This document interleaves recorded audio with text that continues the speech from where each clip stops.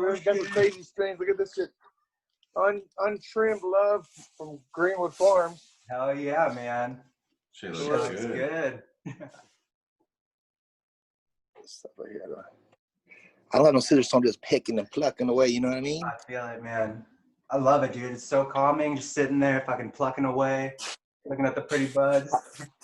Fuck yeah! How long have you guys been doing your show? We actually just started up 6 months ago. I'd say about February.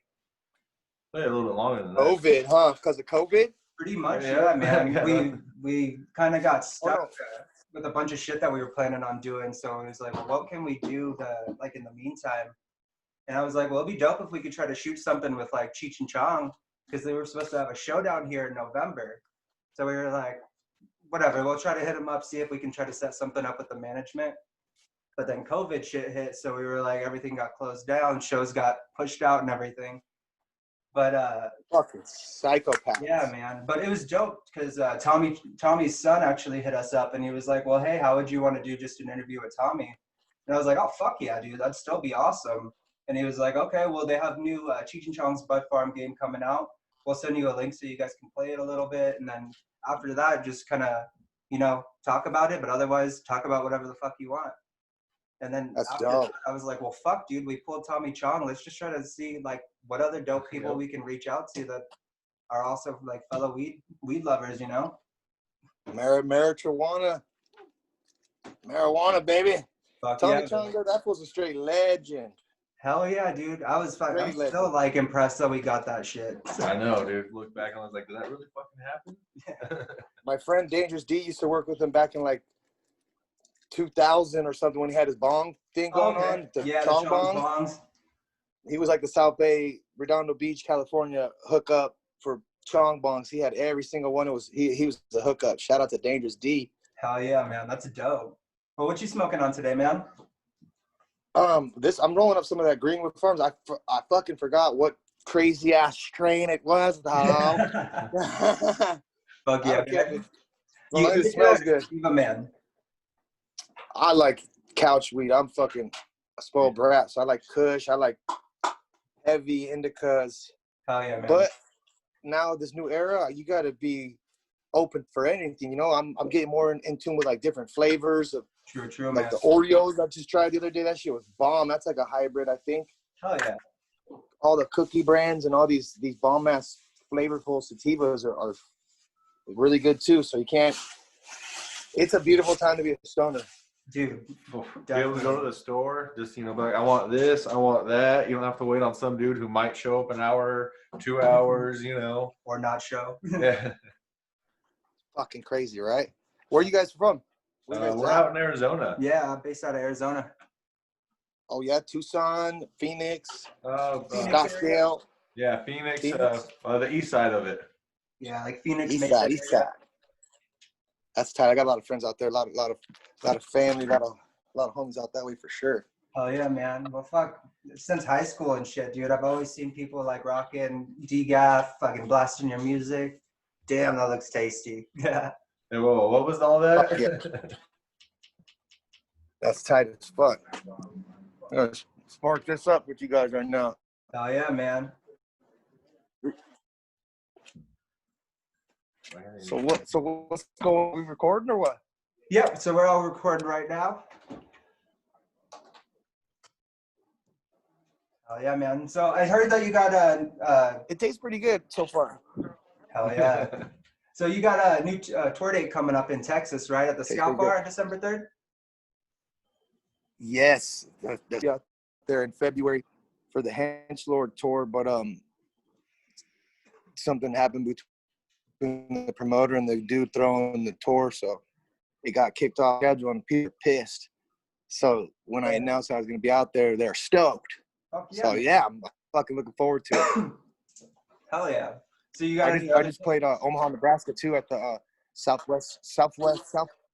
Omaha's Tequila Garage in Omaha, Nebraska. That was fun as fuck. I was over there on Devil's Night last month, October.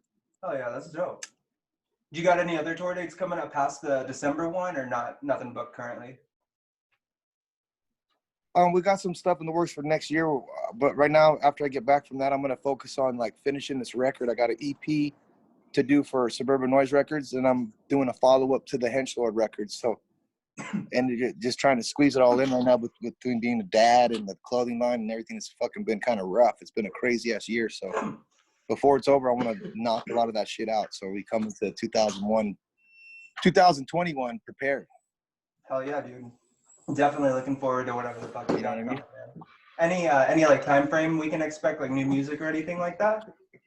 Or aiming for? As soon as possible. As soon as I get like the next one done that's like ready to go, I'm just gonna drop as a single and maybe make videos. So Hell yeah. probably gonna get one done before the end of the year, and then the rest of them next year for sure. So Hell yeah. ASAP, getting on it. Fuck yeah, dude. So I know like Because you can't lag. You What was can't that? lag nowadays. You can't lag nowadays with the music. Dude, these kids want it.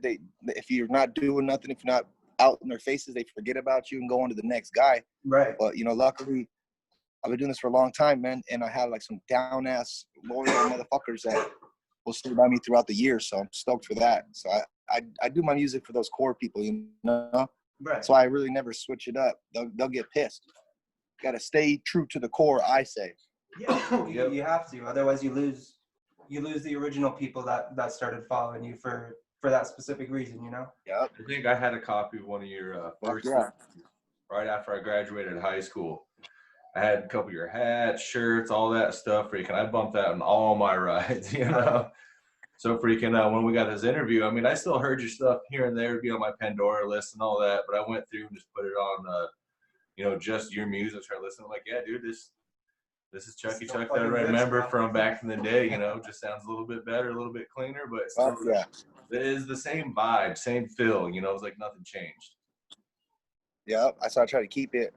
But like I also know too, I get hit up a lot of times for like the time we're living in right now. They're like, even though I don't have a big voice, I do have a voice. So people want me to hit on certain subjects, and I try to steer away from it because it turns up like negative feelings towards other. I don't know. It's just like politics and government shit. I've always rapped about that, and then like all the racism that's going down and just different shit. So I'm really gonna hit on some dope topics in the next couple songs and records that I do. So I'm gonna use my platform for a fucking voice of the unheard, I guess you could say. Fuck yeah, dude. That's awesome. That's really dope too, because a lot of people that do have a voice or have a platform or do anything, just a lot of people don't say shit. That's really dope that you're gonna use your platform to speak up. Yeah, and the deep Hollywood people are like kind of crazy too, because the voice they have, sometimes they don't even. It's just crazy. It's corrupt as fuck. They're over there fondling babies and fucking doing all kinds of shit. There's human trafficking. There's fucking like. Yeah. I've looked into a lot of stuff, man, and the world is fucked up nowadays. It's always been fucked up, but now it's like more coming to light. And it's all just they're peeling back the curtain now. Now you can see everything. Yeah, like what's next? Yeah, exactly, dude. That shit's crazy though. So you gotta keep your head on a swivel sometimes, Right. But yeah, man, I know that you said like fatherhood and everything had kind of changed up your lifestyle and shit. How have you been able to keep like that same Chucky Chuck vibe, but still also like changing for like your kids and shit like that? Like, what has really changed? I think when I was younger, I experimented with a lot of acid, and it kind of perma-fried me. So like, no matter what, if I have responsibilities or like got shit to do, like I'll always be a wacko, or like don't give a fuck, pretty much. So even as a dad, like I'm a weird kind of dad, but I stick to the script. Like I don't use drugs around them, or I don't fucking like put them in harmful ways. So like last night I was at the ER for Thanksgiving with my youngest son. He fell off the couch and landed on the tile floor and like popped his elbow out. Oh damn. So we didn't even get to like have Thanksgiving. I was at the ER. So like being a dad is definitely challenging, but luckily I have two baby mamas, so they're both really good with the kids and they're both in their lives a lot. So that helps a lot too. It's not like a super single dad, only when I have the kids. Right. But to juggle it, it's really hard. That's the hard part, like to find time to do things. And like luckily there's days where I don't have any kids, and that's usually when I'm on the go. Like today, Fridays and Saturdays I usually get cracking. So you just got to balance it out right. Right. That's about where we're at too, man. Just especially with like the podcasting shit, it's super hard to be able to book interviews between like doing school shit with the kids throughout the week and then other work shit. And it's just like, dude, you got to find time, and it's super stressful sometimes. But you always find a balance and shit. Yep, just make the time. I had a podcast. What'd you say? Oh, no, my bad. Continue. Sorry. I was saying, I had a podcast going for a while here at the shop, and then the COVID shit hit, and like I had like a crew of people that came through, and like everyone's kind of been indoors since then, a lot of them. But I think we're gonna bring it back here pretty soon too. It's fun to do. Yeah, I got some a lot of cool friends. So episodes of the DGAF podcast too, and that shit is super fun to watch. I've been looking forward to seeing more episodes. I think the last one dropped was like 7 or 8. It's fun to do. Yeah, it's been a minute for sure. Yeah. But yeah, that stuff's definitely fun to do. Just sit around and talk shit with your friends, you know? Yeah, man. That's what we like, especially. That's why when you guys fell into the shit with Tommy, like after kind of seeing like what the whole kind of podcast vibe was, just kind of sitting, smoking, and fucking vibing with cool people. I was like, dude, why the fuck would we not want to do this? Especially if we can't go anywhere. Straight up. Yeah, man. Crazy times, dude. Definitely. Fun stuff. But yeah, dude. So what's your guys' favorite strain? You guys are dabbers? You guys mostly do dabs, or you guys into flower childs, or are you guys more dab heads? I tend to do a lot more dabs than I smoke flower, but I definitely prefer rolling up than over anything for sure. But dabs, I feel are a little easier. Just take a quick dab, fucking good, and then go. Yeah, those are the Puffcos, huh? Yeah, bro. Yep. Well, he's got the Puffco. This one is like it's called the Sock. It's exactly the fucking same thing as the Puffco, but it's like $80. Undercutters, huh? I got it from Undercutters. Yeah. Undercutting the competition.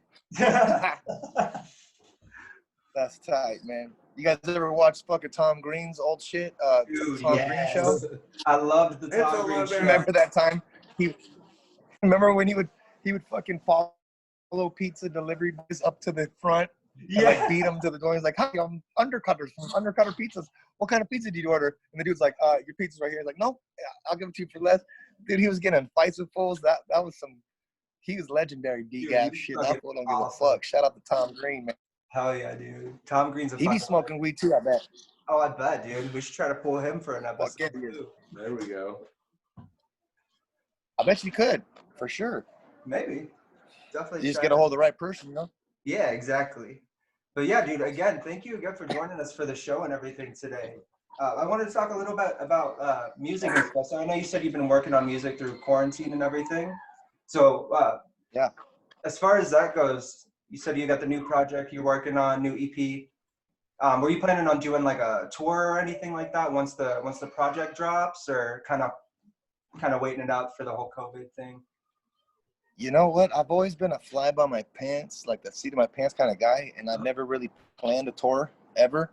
Okay. Like anytime I've ever been on tour, it's always just like something like people planned and they're like, "Hey, do you want to be a part of this tour?" So like, I think that's what I should do, is start planning some shit. So I think the answer to that would be, fuck yeah, I'm gonna plan a tour as soon as the fucking states open up. If they do, you know, we'll see. Right. Well, hell yeah, man. You never know. Come down to Arizona, we'll fucking definitely be there. Fuck yeah, we will. Yeah, I got some good friends out there. I got a homie, Stack Styles. You ever heard of Stack Styles? Yeah. Yeah, two Stone kids. He just dropped the project too, Mr. Purple. He's got some shows probably bubbling up in that area. Oh yeah. You guys ever heard of the Woodpile? Remember the Woodpile? Those dudes? No, I don't think I don't think so. Them? No. They're a little bit older. They're some crazy cats. They were signed to SIBO's label. Forgot the label name, dog. They're dope though. Dope as fuck. Shit was funny, man. Oh yeah, dude. How did you kind of start off coming up into the music business? Like, when did you know that was something that you really wanted to pursue? They're having fun. What did you say? Oh, sorry about that. So how did you know that the music industry was something that you really wanted to pursue, and like, how did you kind of get in?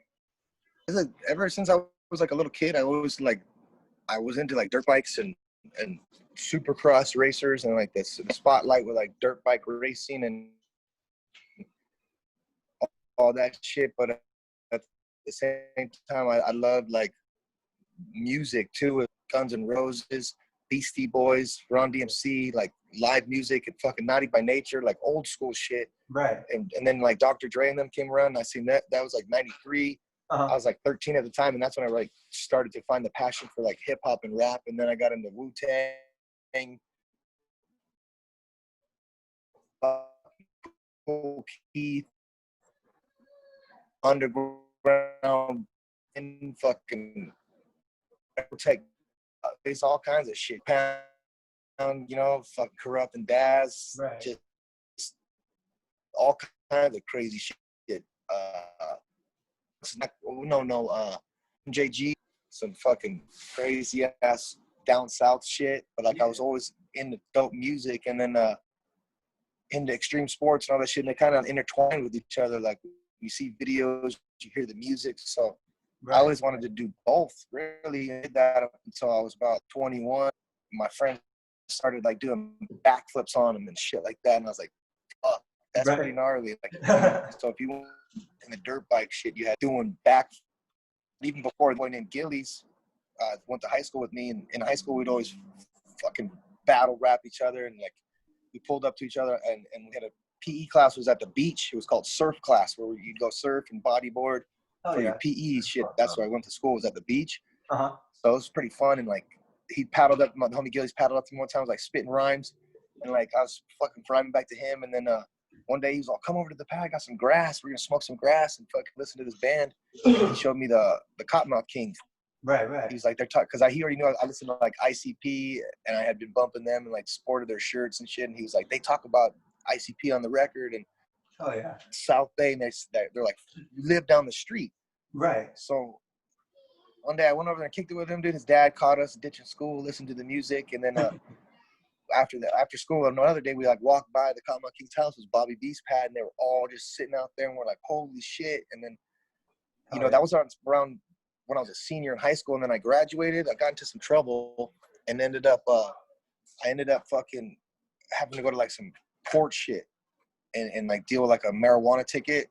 And there's a letter right there. And I left the neighborhood, went to go live in the desert, took care of that shit, and my homies ended up befriending Cottonmouth Kings and like hanging out with those fools. So one time I was at a tattoo shop, and I talked to the owner of the tattoo shop. I was like working at the place to blast me Cottonmouth Kings on my stomach. I was like, I'm gonna get fucking put down with Cottonmouth. Fuck it. I didn't even know those dudes. And long story short, the homie slipped a picture of me getting tatted to like Bobby B and them, and then like, dude, we have a lot of friends, but we'll use you. You'll come on in. So after that, it was cut. I met up with D-Loc and started living with him and going on tour with him and being like a stagehand. First time I ever went on tour, that fool like threw me the mic because he knew I rapped too, and I had the passion. So after that, it was a rap. You know, they came over with the Subnoise Soldiers, got to do that. Big ups to Big B too. Big B would go on tour with Cottonmouth and then ask me to be his hype man, and that's how I really got a lot of stage time. And because that's one thing I was scared of, was like I always knew I could rap, but doing it in front of a room full of people just looking at you it's different than rapping in the mirror or rapping with your friends or rapping at the beach, you know, in the water. You know, it's a whole nother game, and I was always afraid of that. But once that got thrown out the window, and that's when I knew. I was like, well, this is what I'm gonna do. And I'm like 21 or something, so it was perfect timing, and I've been doing it and trying to do it ever since, really, you know. Here I am, fucking 40 years old. It's fucking awesome, Straight dude. up. It's awesome too that you're still going too, because like I said, I remember in high school growing up listening to your music and people bumping that shit, and still, especially like in the area that we live in, like see people with DGAF stickers on their bumpers and shit, fucking blasting Chucky Chuck. It's awesome, dude. It's dope that you've still been able to keep that relevance, you know? Yeah, I definitely have to blame Big B for my Jägermeister addiction back in the day. Freaking myself, I got a spade on my arm, you know, for a homie. Remember that one? Yeah, I think actually I had that one on my car. That's a dope. But yeah, so getting introduced with those guys and going on tour with those guys, dude, I'm sure you got to have some crazy ass tour stories. Or like a bowl of Lucky Charms and pick some kids out of the crowd, and they pour the Jägermeister as milk, and the kid would just eat it all, and they'd give them like free shirts and shit, and like let them party on stage with us. It was fucking fun. OPM was actually one of the bands he was in too, so he'd be like solo with Big B, and then he'd do the OPM. And sometimes I'd ride on the bus with Cottonmouth, and then sometimes I'd ride on the van with OPM, and riding on the van with OPM was some crazy, picked up a lot of good habits from doing that stuff. Right. Well, what, you guys want to hear a little story about one of those times or something? Hell yeah, dude. I'd love to. I said this one a million times. I'll say it again though, but there was a band on tour. They were like an opening act. They're called fuck, what are they called, man? Straw Hat. Okay. Straw Man or Straw Hat, something like that. And they're like paid a gang of money to come on tour. And like the first night, like all the fans, there's like, this is when Cottonmouth was like booming, you know, those sold out shows, every fucking show they did.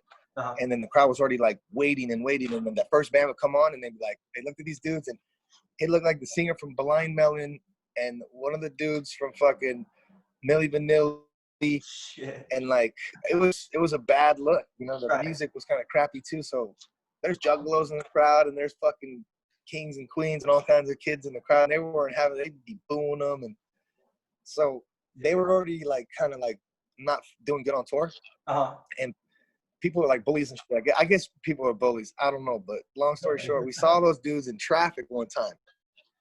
Like, oh shit, there's strong. And they were kind of like cocky as fuck too. It's different. Like, folks are just like talking shit. So like when we seen them, we're like, oh, there they are. And Big D had the idea. He's like, and we just hadn't done a snack run. So everyone was eating snacks and had just left the gas station. So everyone had like some kind of bag of chips or some fucking booze or some donuts or fucking, you know, bonbons. And Big D hands around the soda. He had like a half drinking soda. It was like strawberry soda. And he hands it around. He starts just spitting his chip and dip into the thing. He's like, everyone contribute to the fucking can. And we're sitting in traffic in like Chicago. And like it came to me, I had like all kinds of shit. I just chewed half of it up and spit in the cup. And I looked at it, I was like, ugh, it looks so disgusting. And everyone in there was like 10 people in there. They all threw some shit in the fucking cup. And then Big D's sitting up shotgun, and he starts pulling up to the Winnebago. They were in a Winnebago. We're in a van with a trailer. And Big D like kind of waves at him. And we were friends, and we still are friends with their merch guy, who's also their driver. Yeah, his name's George. He was like from Nigeria. Super cool cat. And we seen him, and we kind of, and then Big B's like, damn, they got George driving. I feel bad. And he's like, fuck, we gotta do it. And I was trying to yell at Big B. I was like, dude, throw the whole fucking cup. And like he was like, you can't fucking litter or something like that. I don't know. And he ended up like doing a hold and spray, you know, those kind of where you hold the cup and you just kind of spray it like that. Right. But he did it at a time where the traffic was going 15 miles an hour, and you're in Chicago, so it was kind of like the windy city. It's kind of windy out there. He didn't, you know, properly plan this. I told him throw the whole fucking cup out their window, and that's how you grenade that shit. Blash. Exactly. You know? And he was successful, and he got some on the window. And he pulled it back, but it also got all over our window and the side and on him. And he looked at it, and he just like, it was so nasty that he was like, and ended up puking, actually throwing up in the cup, like, blah. The whole van just erupted. It was so fucking funny. Everyone's laughing. I'm laughing. Everyone's laughing. And all of a sudden, I smell Big B's puke. And I got a weak stomach. I'm going to be honest, dude. I was like, and I just, I'm in advance. They had those windows, that buttons. And I'm trying to throw up out the window, and it's just windy. So it kind of goes out the window and back in through the window behind me. Where the homeboy, Jonathan, love you, dog. He had some beautiful dreadlocks. He's a piano player. These dreadlocks, he's been growing for who knows, dude. And it just got puke on him. Bam. Damn. And it was like, oh, shit. And then, like, they pull over. It was like a pullover moment almost. You know, they almost pulled over. And he cleaned them up, and I was like, damn, I thought I was getting kicked off tour or something. I was like a youngster, like, oh, shit, that was fucked up. And then this is the crowning jewel right here, though. We pull over to the spot, and then there was a dude sleeping all the way in the back, and it was like hot as fuck, too. So he had a fan hooked up to the little space between the back seat and the fucking wall of the van. So he had a fan right there blowing in air. And he was asleep in the back right there on the same side I was. He was sleeping, and he said, when all that happened, he kind of woke up and he was like, you know, like had something in his mouth. He looked up and there was like puke in the fan, so the puke kind of spread in the fan in his face, and he swallowed my puke too. So that's a good road story, dude. I hope you guys are hungry. No more. Not so much anymore. Fucking funny, man. Shit, that's crazy, man. Do you have any stories about being like too stoned in public? Dude, I got fucking stories about being on acid in public, dude. Like we used to roll 30, 40 deep, fucking TCF mob, Pearl Street, DGAF clique, Redondo Beach, knuckleheads, 30 feet, skateboard, surf punks, dirt bikers, MMA fighters, just mobbing Knott's Scary Farm, all on acid. Shit. So I don't know, you know what Knott's Scary Farm is, but when they turned the whole Knott's Scary Farm into like a haunted house kind of shit, so we'd go there and just be on acid tripping. Damn. And we'd probably, I think one time we left there and we came there 30 and left like 15, so we'd just be. But yeah, I've overdosed at school one time too. But in high school, I took too many hits of acid, so I was high as fucking public on that one. And then I think my best big story was when I was in school. He bugged sitting in the back like, "That's my brother." He was all drunk, and it was just in a car full of chicks. I probably had a joint about this big, and I just put it in my pocket like, "You smell good." I was like, "Hell yeah!" I was just smoking. I was planning on going to the dance and smoking at that shit. Right. So I got into the dance and I went right to the bathroom right when I walked in there and just sparked up the joint, smoked it to the butt, threw it in the toilet, flushed it, and walked up the bathroom. And within like washed my hands, came out, kicked it, had some cupcakes or whatever. And within 10 minutes, that place was like, the lights were on.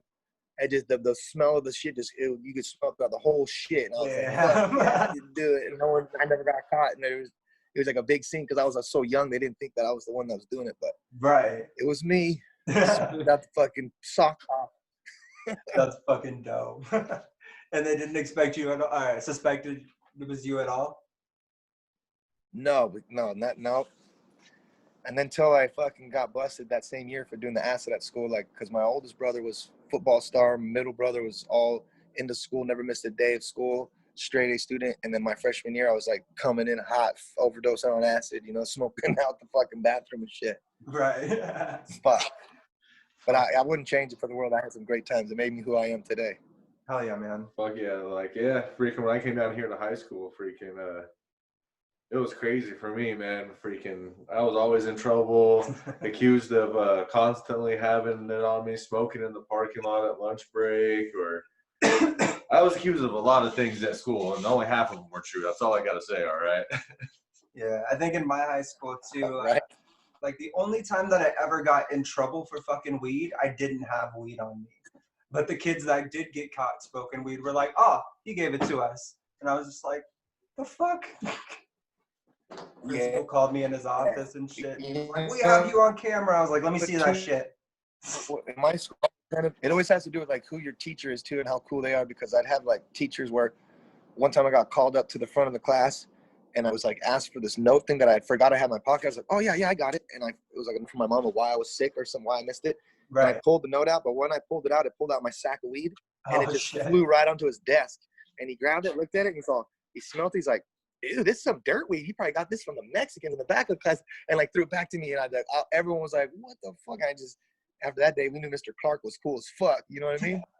Dude, I had the same shit happen, but it wasn't the teacher that was fucking cool with me, because like I was doing something in my class, like I was getting something out of my pocket, and same shit, like my little bag, 1 gram, fucking the prints all over the shit fell out of my pocket, and the teacher that was in there, Mr. Peoples, he knew exactly what the fuck it was. He was just like, "Vince, get out of my class." And I was just like, shit. So I grabbed it, put it in my pocket, started walking out, and he told me to go to the principal's office, and I guess they sent security to come down and fucking find me. But the security officer, Howie, he's fucking dope, and he was just like, "I'm supposed to take you down to the principal's office." And I was just like, "Yep, I know." And he was like, "But I'm taking you to study hall instead." So he fucking grabs me, takes me into study hall with him, fucking with all the kids in study hall. Super dope. He was awesome, dude. That security guard got me out of so much shit. Fucking catching me hanging over the fence trying to fucking leave. Crazy shit, bro. Man, I'm not gonna name. I had a teacher that it was like a class, like a kind of like art class kind of deal, but with other stuff. Yeah. But we'd be back there just sniffing lacquer. Fuck. It was. Dude, you're huffing it, like you just put your head over it and you're just like, and then you just come up and you're fucking at Disneyland. Right. Shit. Yeah. I used to always be the guy that rolled to school with freaking my pipe, freaking lighter and all that shit. Usually always had a bag on me, but one day I didn't have any bag on me, and we're getting ready to go into school. Yeah. Ooh. Oh shit. I don't know. Like I said, man, we weren't hungry after that story you told us. I'm a little hungry now. I know. Yeah. You guys, hold on. You guys got a lighter? Oh, water here. Jesse took it. Right now? Yeah. There's all the water here. You got the lighter done? Sorry, guys. You got the Oh, no lighter? worries. You got the lighter done? Gotcha. Hey, There's the man right there. Say hi. It's Jesse. He's the man. Over here at the warehouse. You can get a little quick look right here. Hell yeah, dude. Homie Buck back here fucking shit up, killing it. Yeah. But yeah, I got a lighter. Hell yeah, man. But dude, yeah, seeing the fucking DGAF like little headquarters and shit. So how did you kind of start up the brand? Well, that's a long ass story. I'll cut it into short terms. Yeah. Well, they always call me Chucky Chuck, don't give a fuck. After acid attack and as a, it's like my nickname. So after that, I was like Chucky Chuck, don't give a fuck.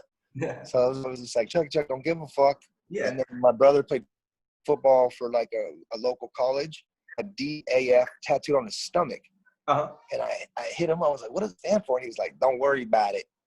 Fucking kind of blew me off. Yeah. And then ended up coming with the game and like won the like Super Bowl of their league. And I seen him on the field celebrating. And I was like, what does that mean? He's like, don't give a fuck, homie. And I was like, that's what I thought. Dog, don't give. And he's all. So then I fucking ran with it and just was a knucklehead and just was a one-man army for a while. And then when I became like a senior, back to the homie Gillies, he came back. He came around and we started Team DGAF in like 1998.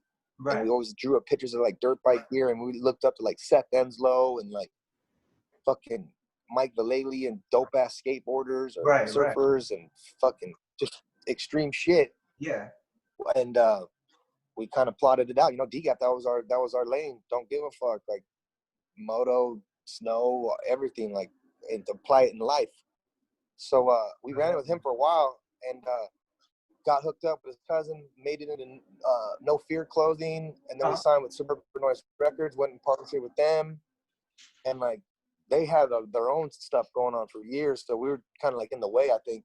And then years went by, and like Gillies ended up becoming a businessman and started his own business, and he has his own business now.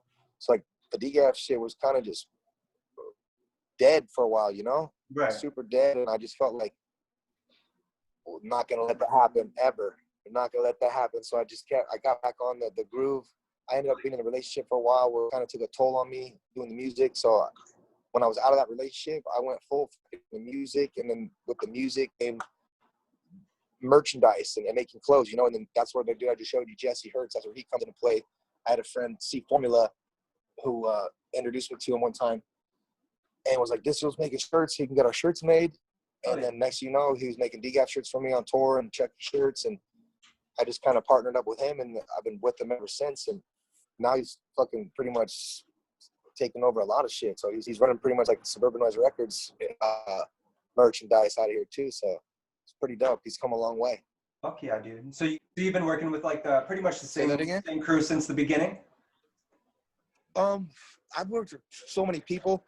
I would like to say yes, because I'll never stray from like the roots of where I've come from and everything who I came up with. So like if they came around, tell you, hell yeah, I'm down with everyone I still fucked with. But like I think the answer to that is yes, but myself, you know, myself is the crew. So as long as I'm doing it, like whoever I ever did it with is doing it too. You know what I mean? Like I represent them just as much as myself. So if that makes any sense, like that's the way I do it. Like as long as I'm doing it, those fools are doing it too. So it's crazy. But like from where I come from, my hold on, let me take this in here real quick. Oh, no worries. From the crew that I fucked with and where I grew up with, it kind of like, even in my music, I still rep it till this day. Even though I don't live like in Redondo, Hermosa Beach, I don't live there no more. I wish, I just can't afford it, you know, to be honest. But I will always rep it in my music, and then like that's the way I always pay it forward to them. Is like always acknowledging where I come from, and never forgetting that. You know what I mean? Yeah. But yeah, that's fucking. And then that's how I got into the clothing business, is just like through friends and homies and being like a righteous person, you know, and just try to do good by everybody, and then good things will come to you, you know? Definitely. It's fucking crazy. Put good out, good comes back to you, you know? Right. Yep. So, And do you have any, good ideas for a custom like weed strand, or something that you would like, you know, something you would wish you could dream up when it came to like a weed strand? a weed strain? Well, some of the bud I was showing you was this company, Greenwood Farms, homie Mikey G from Greenwood Farms. He had hit me up last year and the year before to do a strain, and he worked on it, and he like came up with a strain called the Hench Lord. It was Mac 1 and the Holy Grail. So it was like a very it was a stony ass weed. So we called that the Hench Lord. And hench is another word for like weed, like, and my like henched out, like you're smoking mad hench, straight henchman, fucking just henching away, like henching the mag, you know? It's like a slang word. So I like the slang word shit like that. So you can like resin makers. I don't know, the resin maker, you know? Yeah. This is the resin maker right here. Just anything, dude. That's some of the funnest stuff about making companies and doing shit like that. You could just, when there's not big fucking money people involved or anything like that, you can just be free with it and do whatever the fuck you want to do, you know? Yeah. Any idea. Fuck yeah, dude. So any plans on like releasing it out to the public or anything soon? Well, yeah, I kind of had it for a while, and I would like hand it out to people like candy, you know, when I seen them and hooked them up with it in the flesh, the worthy ones. But yeah, we never really mass produced it, you know. Okay. But that could be something that down the line, you know. It's just with the laws and the way that shit works, it's fucking crazy, man. I also have a best friend from Lost Boy Farms he's a fucking green thumb, and he's got so much shit going on with fucking changing the world with all this bullshit going on. So like, he's got some cool strains coming too. So I will always might not be talking about it a lot on my social media and stuff, but there's always some marijuana movements going on in my life for sure. Definitely. But can't always talk about it, you know? Right, exactly. Especially too until fucking federal law gets rid of the shit, it makes it all fucking clear. Because right now with the states, it's fucking tricky, bro. Yeah. Yeah, we just got it for recreational use here in Arizona, so they have until March. Yeah, I was gonna say, dude, congratulations on that. Yes, thank you. Yeah, how does that feel? Yeah, take a hit to that, huh? Yeah, bro, it's fucking dope. They got like 6 plants per household, or like 12 plants per household, like for 2 or more adults. So that's pretty fucking cool. It's pretty much the same tax amount as it is for medical out here as well. But I don't know. It's not the greatest law, but you can, you know, it's a step for sure, especially with the expungements and shit like that. Yeah, but we've had our medical card for years now, so freaking. I've had mine for like 2 years now. I don't know how long you had yours for a couple years now. Yeah, about 3 or 4 years. So freaking for us, it's cool, but I mean, we've already been enjoying it. Yeah. Oh yeah. Shit, I'll tell you what though. I just realized I was holding the phone the whole time, you guys. So I was moving around and people talking. I was like, oh fuck, I'm doing a fucking interview here. Some good old fucking almond joys cracking up. Some leftover Halloween candy. Oh, you betcha. Yeah. I gotta hide mine shit from my kids and myself, dude, or else I'll be a couple 100 pounds fatter. Dude, I'm right there with you, dude. But I don't give a fuck. Bring it on. Oh yeah, man. Bring it on. Well, hey man, I don't want to keep you too much longer, but before we let you go, is there anything that you have that you want to say to the fans watching? Fuck yeah, dude. Keep doing what you're doing. Everyone fucking love each other. Have fun. Smoke as much pot as you can. Share that shit with the person next to you. Keep holding it down. Represent that shit. Go to the website right now, DGAFofficial.com. We have a Black Friday sale going on with certain items on the site. Type in Black Friday at checkout and you get 50% off. So log that in. Hell yeah, man. Well, Chuck, thank you guys, man. Again, I really appreciate you doing this interview with us. Thank you for reaching out. Looking forward to to hearing whatever you have coming next. Yeah, from a longtime fan, man. Crazy Strains. To do shit in the future. Fuck yeah, man. Blaze on and smoke mad hench and dab away your lives, dude. There's nothing better to do than to get high and fucking resonate with yourselves and have fun and love your fucking family. Hell yeah, man. Thank you again. Later, guys. Yeah, peace out.